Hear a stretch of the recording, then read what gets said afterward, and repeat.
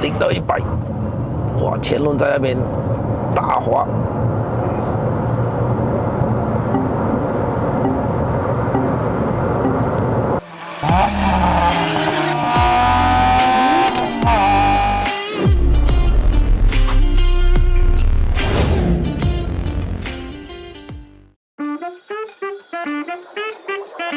早安啊，各位，我们今天又来试驾Omoda E5。Hello， 大家好，又是爱的人，爱的人不是一个车评，只是 POV。欢迎回到来 POV 试驾系列啦。之前在我这个频道有带大家去看了 preview 的，那终于这辆车已经正式售卖了的，价格为146,800。竞争对手呢，只是想到一个 BYD Atto 3啦，那个卖这160多千左右。Omoda E5 卖的这么便宜，好用吗？在我这个影片会分享我这个使用的1个礼拜多的心得。那顺便也跟大家说一下，这辆车是第一个在马来西亚本地组装的中国电动车，而且它刚刚给你一个8年或160千的 battery warranty， 包括电机啊、vehicle control unit 啊。而且如果在这8年之内呢，如果你的电池的寿命低于少过70%以下呢，它还会1对1无条件跟你更换。它是一个 Chery 的 Omoda 5基础打造的一个电动车，可是你会看到车头那边呢，已经不再是写的 Chery 的 ，Chery 呢已经把这个 Omoda 这个名字呢，已经不再是一个系列了的，现在已经是一个品牌，所以 Omoda J-Cool 同一派。所以这辆车的车头你不会再次看到 Chery 的 logo， 它是写着 Omoda， 车尾也是一样的。这辆车已经在我手上超过1个礼拜了的，明天我就要还车。今天会拍一个视频试驾给大家看，带大家 walk around 一下这辆车到底有什么。试驾之前我只能说，这辆车跟 Omoda 5完全不一样的性格，驾驶感受也完完全全不一样。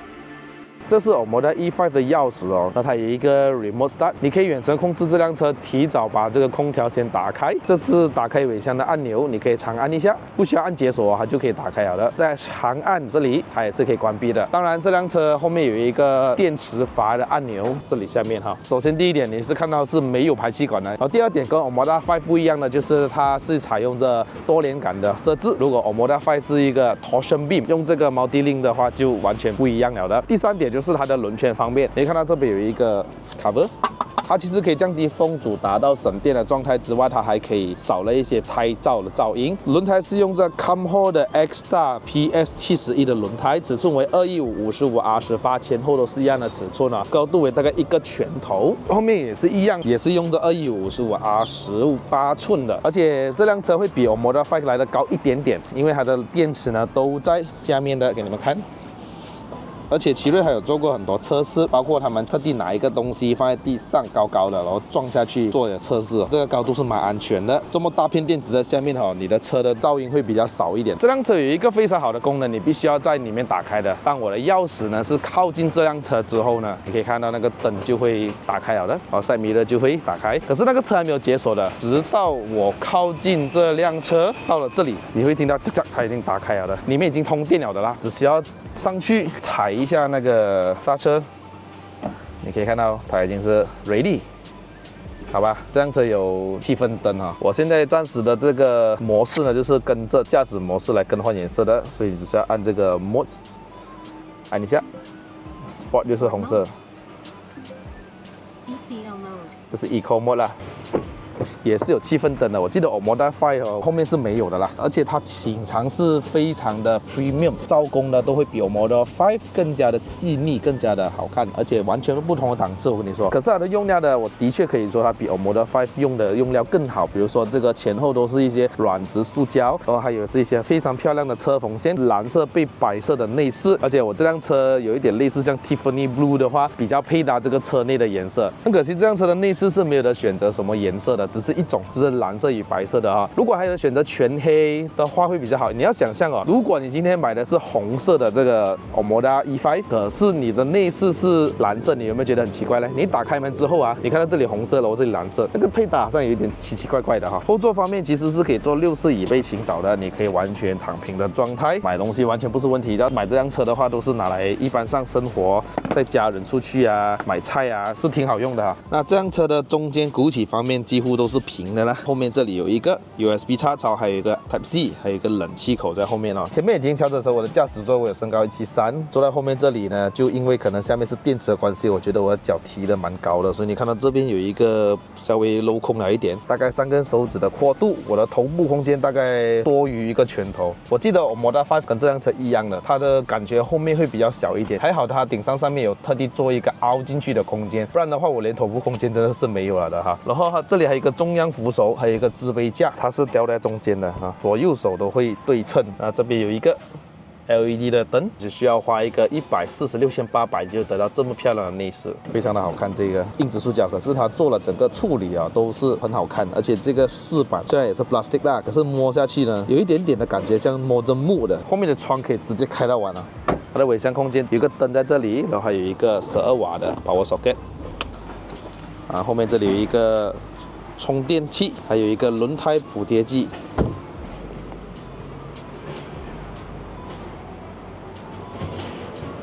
还有一点，这辆车的无钥匙进入的按钮呢，它是在驾驶员才有的，副驾驶这里是没有。可是还有一个功能呢，就是当我靠近这辆车解锁嘛，所以它不需要了。其实这里都是一些软的，类似像皮革的哈。我的表弟问我这个是啥，其实它是一个装饰啊，有灯的啊。这个是车的字吧，中文字。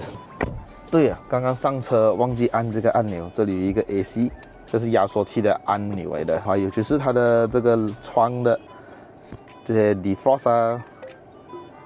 这个 hazard light 驾驶模式，还有这个是它的唱机开关，按了之后它就锁起来了吧？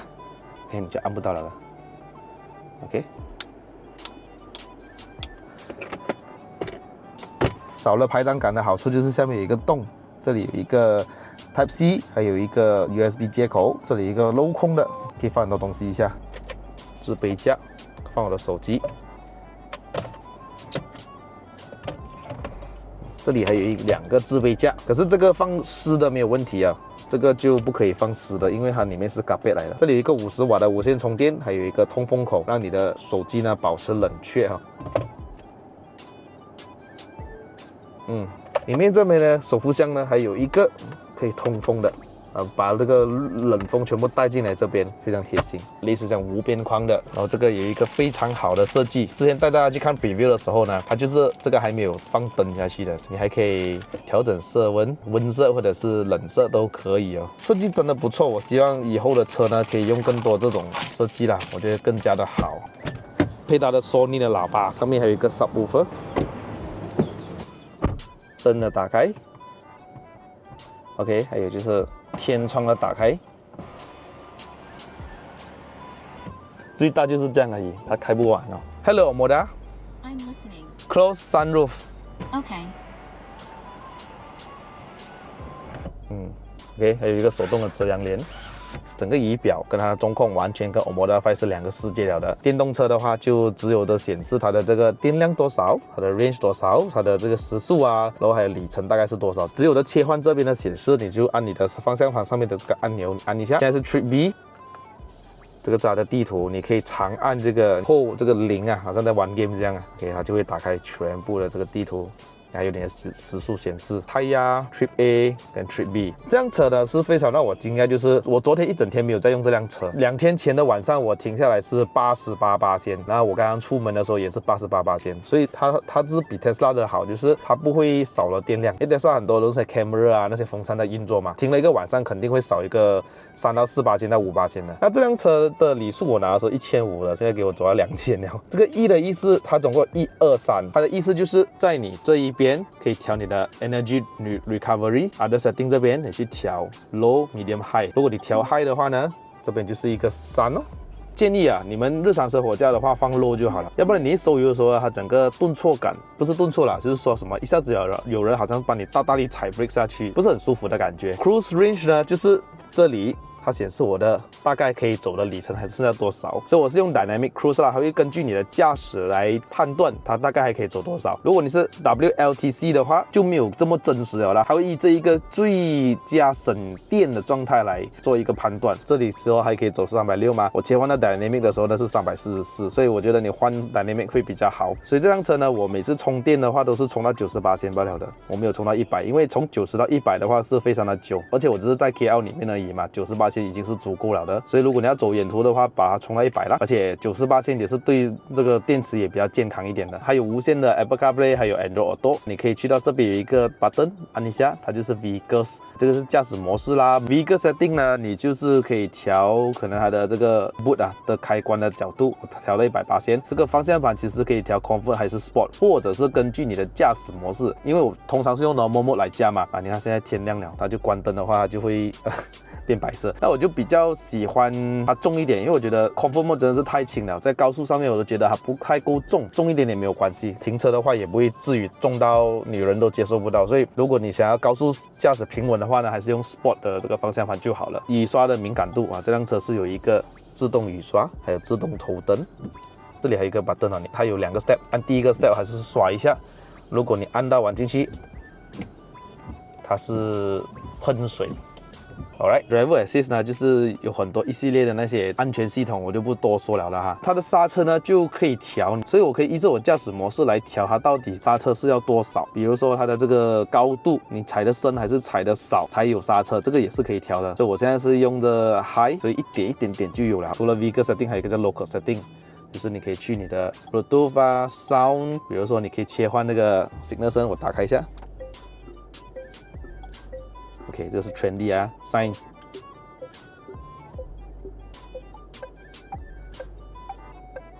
连它的 blind spot 的声音啊，全部都会更换的啊。这个方向盘就好像大蛇，可是不是哈，它是按下去的。方向盘一个 A 的话就是 automatic driving 啦，半自动驾驶的。它的档挂呢，已经不再是放在中间像奔驰一样的怀档，你只要踩刹车往下面一摆，它就是 D 档。上去就是 R， 它有360度全景的 camera。P 的 button 按一下。它的手刹会自动的拉起来哦。据说这个当你驾着车的时候，你长按这个 P 呢，它就会达到一个 emergency braking 的这个功能啊。那如果你在停着车，可能你需要用到电子手刹的时候呢，它就少了那个按键在这边嘛，是不是？你就是要从上面这里拉下来，这里一个 electronic parking brake、auto hold、ESP off 这些等等的都在这边上面拉下来，像 notification 这样。下面拉上来呢，就是它的冷气了，它有一个座椅通风。两边的座椅都是电动调节的，这个椅子是非常舒服，有扩展这个腿部，还有很运动化的这个座椅哦。看到这边就是有一系列的操作，比如说车头灯的操作呢，就是按一下就是打开灯，完再按一次是 auto 了的。所以我们打开头灯一下，前雾灯跟后雾灯，尾盖 charging port 按一下呢，前面车头就会打开，像 Iron Man 这样好的啦。打开还是来，还有打开所谓的引擎盖哈，还有风清式踏板哈。这辆车采用的61 kWh 的磷酸铁锂电池，原厂说它的续航能力可以达430 km， 然后有204个 PS， 还有340个道，比竞争对手的动力来得强一点点了。0到100 7.2秒，可以支持9.9 kW 的 AC 充电，这是 AC 哦，还有80 kW 的这个 DC 充电，20到80% 用的28分钟左右就可以完成了的。从1到100%是需要用到1小时20分钟。那这辆车我去充电呢，我都是没有用到碗去充的啦，我可能是在一个40%或者30%我就去充了。我每次充到90%的话就不用等太久了。当然的话，如果到80%是没有问题的，因为这辆车的电池真的是让我安心，不会感觉到停了一个晚上之后就那个电就会跌很多啊。然后你在驾驶的时候呢，也不会看那个电一直在跌啊。对，这里就是空如也啦，电机啊、电池都在这边。这里有一个大空位，可以让你置放一些东西。一个 helmet 没有问题啦啊，雨刷的水、coolant 就这样。这个是 sequential 的序列式的，车头就没有序列式哈。OK， 那我觉得就这样吧，我们去试驾吧 ，Let's go。这辆车只要你系上安全带哦，看啊 ，Auto Hold Activated， 所以这个声音我每天上车我觉得很好听一下。如果我解开安全带，这辆车就会解锁了的哈。那我们就试驾吧 ，Let's go。首先第一点就是我拿到这辆车我要打开的就是了这个 setting 啊。你要打开这个，就是跟着你的方向盘转动，它这个360度就会打开了啊。这样子的话，我们日常生活驾驶的时候，才比较方便。要不然你要打开360度 camera， 你就要打 signal 了。如果在低速的时候呢，摆中这个方向盘，比如说到了这一个角度，它才会打开。转到这里吧，它就打开了。这辆车我一开始上手的时候我有点觉得不习惯，那个刹车怎么这么敏感啊？真的是很敏感，你必须要驾了一段时间才慢慢的适应那个刹车。我的朋友试驾了一小段都觉得不行啊，驾的很难把这辆车驾到很顺，因为它点一点点就有了嘛，你必须要先点一下，感觉到那个刹车慢慢有了哦，你再刹深一点，你不要大力踩下去，你那个车咚一下子，因为不舒服的，真的。其实有时候我试驾电动车呢，我很难去讲太多东西，因为怎么说呢？你要怎么去给予这辆车评语什么？因为它连个变速箱都没有，基本的这个引擎都没有。电动车在比什么呢？只能比到这个电量多少啊，续航能力多少啊，有多少个电动机啊，0到100加速多少啊，100到0的制动大概多少啊，就这样子而已，没有东西好比了的，你知道吗？因为可能制造一辆汽油车的话呢，这个成本跟时间需要很多，你还要研发啦，你还要研究啊，调教啦。制造电动车的话就不是这么一回事了。而且相对来说，电动车的复杂程度没有这个汽油车多，所以造一个电动车的话呢，就比较简单一点啦。我不知道你们有没有听到一个声音，那个水的声音嘛？我不确定是不是真的是里面有水在运作，还是它用的它的喇叭传出来的。感觉到这个声音又像是真的哦。可能我停了一阵子，我打开这个冷气之后，它就有水在里面走，而且它的水声是很有规律的，你知道吗？好像洗衣机在洗的时候不像是漏水的声音。interesting。如果你们有车主知道，在下面留言给我知道一下。如果它的可能 software 还是什么在做调教一点点的话，会更加的好。因为我发现到有时候我在停车的时候就算我把那个 auto hold 关掉，我很难去找到那个要慢慢的溜那一种感觉。OK， 慢慢的溜，就是说我一放开那个制动器那个刹车的时候呢，它会好像突然冲出去这样子，而且不是讲很恐怖的冲，而是我希望它是能够慢慢的溜，而不是出去啊。我希望是这样啦，这个是可能 software 那边可以做出改善的。而且这辆车还有一个小缺点我感觉到也是一个 software 的这个问题，就是可能今天我踩到完。OK， 我再放开这个电门的话呢，它会有1秒的迟缓这个是我感觉到电车需要调教的一样东西，因为你知道它是 instant dock 来没有错吗？你看我就是踩到完那刹那的时候，你一放开它会有那种1秒的迟缓 ，which 我觉得在高速上是没有什么问题啦。可是当你去到比较小的路的时候呢，你千万不要去玩这个。我觉得你踩一般的电门就好了。如果你踩到完，你来不及收回这个油门的话，就可能需要踩更大的这个刹车了。这个可能要做一些小小的修改，这个都是 software issue 啦，都是 software 的啦。就比如说，看我慢慢的溜那个都可以做出更好的调教当然，基本上来讲，你像日常生活驾，你在起步的时候呢，是完全是没有任何问题的。而且我很喜欢这辆车，它有这个显示，就是我的电门踩多少，它就会有显示这个多少%的这个 power， 这个可以让我少了那个黄金右脚。我一看着，哎呦，这个很多了咯，我不要来踩了。而且它会有分为蓝色，当我收电门的话，它会绿色，因为它在 recharge 嘛。如果我踩重一点，它就是红色。而且这辆车呢，驾上去之后，整个感觉就是跟 Omoda 5完全不一样。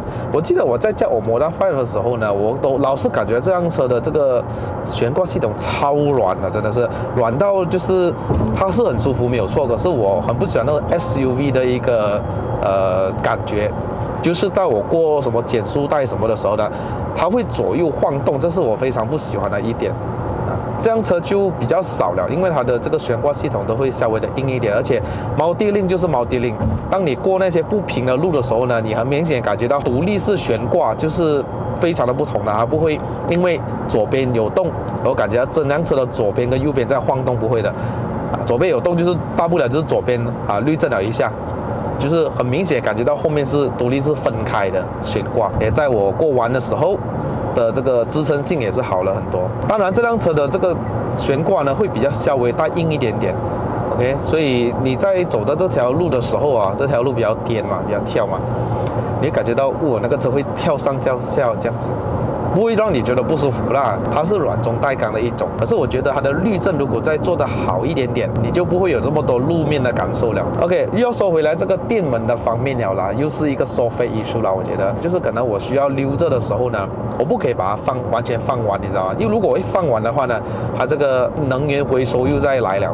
OK， 现在我是放的 low 的话，你很明显感觉到我会放开那个车会突然慢下来那一种。如果我踩到一点点，可能它用这1% 或者2% 的 power 的话呢，它就好像这辆车在溜着走了。但是我有时候觉得我要滑行而已，我不需要它能源回收的时候，我一不小心把这个电门放到很少的时候呢，那个 energy recovery 就 kicks in 了，你知道吗？会导致成这辆车会有一个东西拉着你一下，然后我又再踩回那个电门，那个车又再顺回去，我很难找到那个平衡点，你明白我意思吗？就是为了解决这个问题呢，我一般的驾驶习惯就是差不多到之前呢，我就开始收油了，让它慢慢的滑着去 energy recovery。所以驾电车会要学会怎么去能源回收，不然的话你老是踩啊踩，去到最前面的时候才开始刹车的话，很快没有电了。这简单来说 ，OK， 那现在时候呢，我可以按这个 auto， 你看方向盘会摆动了，可是呢，在这个低速的时候，如果我超过几十秒没有在动这个方向盘，它还是会给予提示的。我觉得要调教这个 ACC 没有问题了，因为你看它在这个道路中间，它不会像乒乓球这样，它都是在 lane 的中间。而且这辆车有多了一个监视器，你们看到这边有一块模组吗？这是当我开始拿了车之后，我觉得是非常好玩的一点，就是当我的眼睛不怎么看前面的时候，我在看这个，可能因为我在 setting 嘛，这个舱机，然后它就会咚一下。就是说我没有在专心驾驶哈，如果你在看手机啊什么的话，它都会给予提示你了哈。再来，我就是再尝试一下我打瞌睡会怎么样。打瞌睡有分2种的，如果你只是稍微嘴巴张开一下，关闭的话，它就可能叫你去休息一下咯。我再尝试一下，如果我把我的手放在嘴巴上，那个嘴巴不关的话呢，它就会提出这个叫你去喝咖啡。然后呢，他就特意把那个冷气开到最冷，然后让你可以一下子醒，你知道吗？我觉得这个蛮有趣的可是当你想要关闭的话，这个就没有办法了啦。而且这辆 ACC 呢，只要它停下来超过2到3秒左右，它就会提示你，当要开始起步的时候，你要踩一下那个电门，看到吗？我踩一下。它就在走了啦。我觉得电动车配上这个 ACC 的是最平顺的了啦。像在汽油车上面又要等它换挡啊，可能它在最低速的状态呢，可能1档跟2档之间呢，到底它在犹豫着要不要换的时候，你会觉得那个车会没有这么平顺了的。电动车没有嘛？电动车就是好像现在我这样子，我就踩一个33%的 throttle，31% 的 power。就这样子，它就提速而去，而且非常的宁静。这辆车是时候来做这个0到100的测试了，好吧？我们就把这个驾驶模式 Normal mode. Sport Sport mode. Let's go， 0到100，哇，前轮在那边打滑。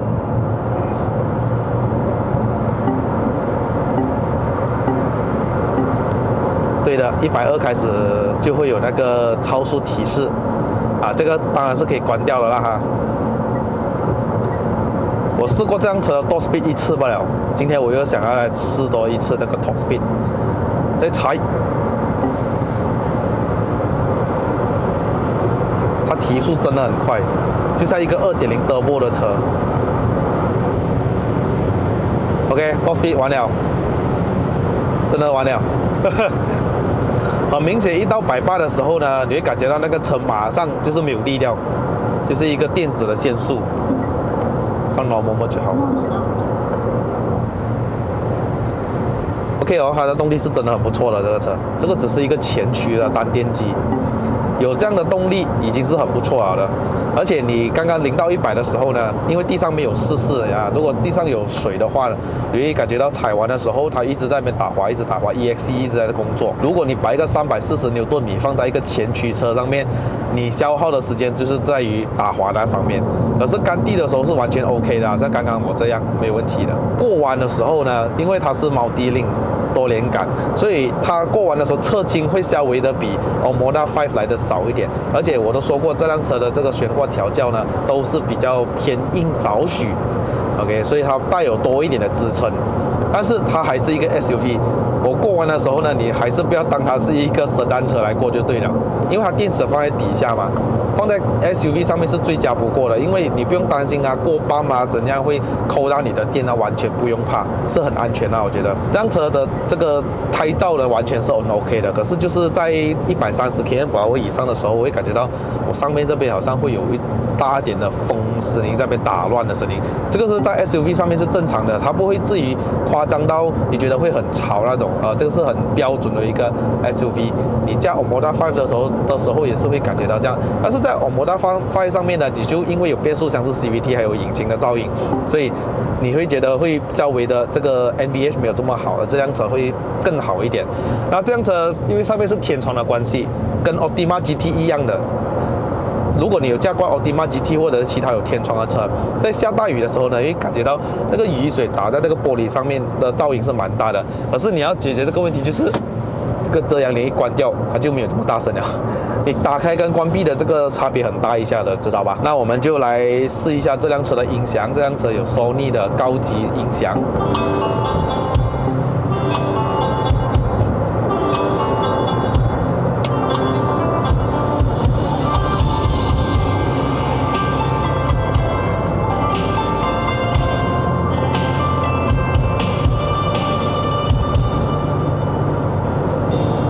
誰沒有一些刻骨銘心事？誰能預計後果？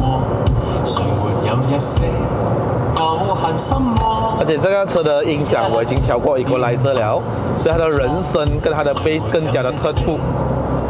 我覺得我這個調教是真的是 perfect 了。誰人負你負我多？誰願意解釋為了什麼？一時已經復過，活得開心心。我覺得這個音響真的是在這個價位沒有的好嫌棄，真的是很 good 啊！之前我駕過 X50的哈 ，X70的好，它的音響真的是麻麻地吧？只要我說要改啊，就是代表它的音響不怎麼好了。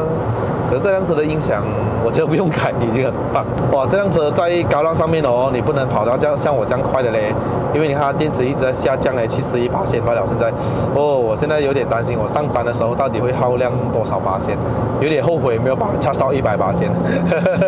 雖然都是 Omoda 5，可是這個 E5 就是蠻好駕的，我也蠻喜歡的。它的電量呢，在市區駕駛的時候，真的不會像剛剛這樣掉得這麼快，真的。是我因為剛剛一直上山啊，我一直踩着你看38%或者是50%的這個電門，或者是你看71%，它才會掉到這麼快。不然我在 KL 的話，真的是，我之前駕過 Model Y Performance 啊，所以續航能力說可以到513 km， 可是如果真正在 KL 駕駛的時候，以我這種駕駛態度，在市區有時候偶爾塞一點車，那我從100%加到35%，我才行駛了186 km 左右。但是這個 Omoda E5 呢，從90%我加到剩37%，我已經行駛了200 km 左右。所以可見這個續航能力哦，在這個 Omoda E5 是一個非常出色的。好的，那我們就來到三角這啦。很多老鐵們都知道我們下一個影片要幹什麼，那我們就是要拿這個 E5 帶上雲頂跑一圈，試一下它的這個操控性，還有它的電動力是怎麼樣啊？68%。